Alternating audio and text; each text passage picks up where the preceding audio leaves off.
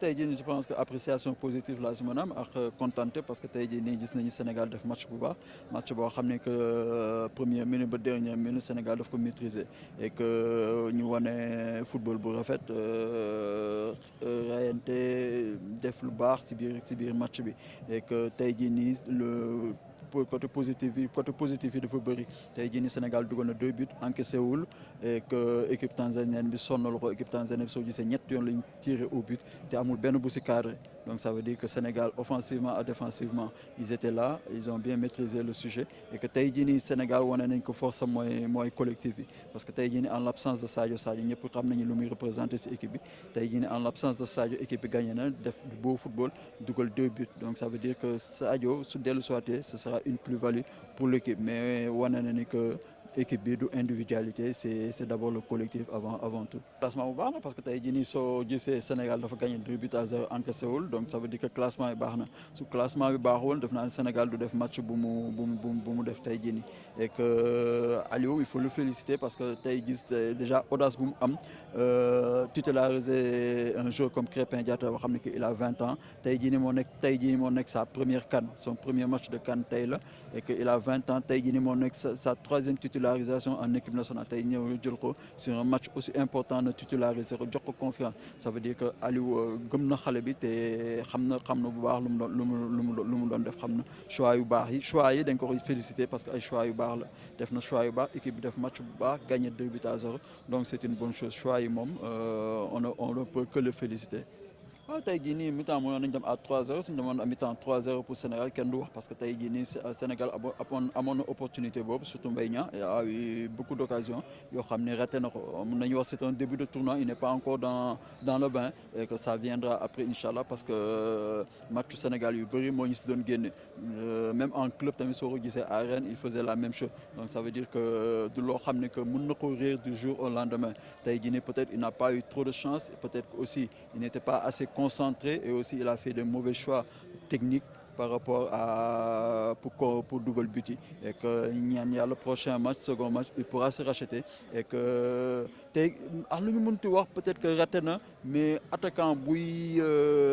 procurer ay occasions du football di jouer di am ay occasions ça veut dire que il est sur la bonne voie parce que lu gënoon metti lu gënoon su mënoon na fi gën a ñaaw mu jouer 90 minutes yëpp nga xam ne doo am occasion foofu lay gën a metti mais mu ngi jouer di déplacer aussi déplacement yi mu ngi si am ay occasion de but ça veut dire que ça viendra il suffira que prochain match mu concentré wu am tuuti chance rek dugal te su dugalaatee rek dafay gis dinay gis confiance bi ñëwaat dellu soit naturellement. waaw ñu koy ñaan parce que deuxième match bi contre Algérie la ñuy tasel te contre Algérie mun nañu wax ni que mooy doon finalu groupe bi parce que ñoom ñëpp observateurs yi dañuy wax ni que ñoom ñooy favori groupe bi donc ce sera une finale la finale du groupe et que léegi il faudra mettre le paquet essayer d'arracher am victoire bi pour assurer suñu qualification nga xam ne troisième match bi dinañu mën a xaw a noppal yenn cadres yi mën a tourner groupe bi pour yenn ñoo xam ne amuñu temps de jeu ñu mën a jouer tamit si troisième match bi mais deuxième match bi moom il faudra être plus concentré que match tey bi parce que Algérie moo xaw a supérieur tuuti Tanzanie dès que Algérie beneen équipe la te Algérie tamit dafa am ay individualité de classe mondiale yu fa nekk yoo xam ne que ñoom tamit mën nañ def différence bi et donc dina nekk match bu métti mais tey jii nii def naa Sénégal ak lu mu jot a wane nii su wanee lu mel noonu yokk si tuuti rek contre Algérie def naa ni que mën nañ si génn ak ndam incha allah il faudra être plus concentré et être plus rigoureux surtout dans les actions offensives comme tey yu ñu raté ñu jéem ko concrétiser prochain match loolu sauf naa suñ ko defee et mën nañ si génn incha allah. waaye c'est juste message bi ma leen lancé mooy plus de concentration et plus de rigueur si lu ñuy def xam ni que il faut prendre les match par match que match bi passé na tey jii nii lii nii wees na romb na le prochain adversaire bi mooy Algérie déjà loo xam ne comme CAN la ndax match yi dafay tegloo jour de récupération yi lu bëri il faut être concentré à 100% que soo passé benn étape na fàtte loolu concentré wu dès aussitôt tu te projettes sur prochaine étape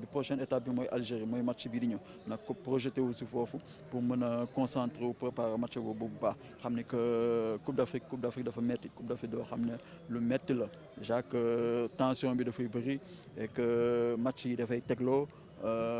intensité bi si biir match yi dafay metti parce que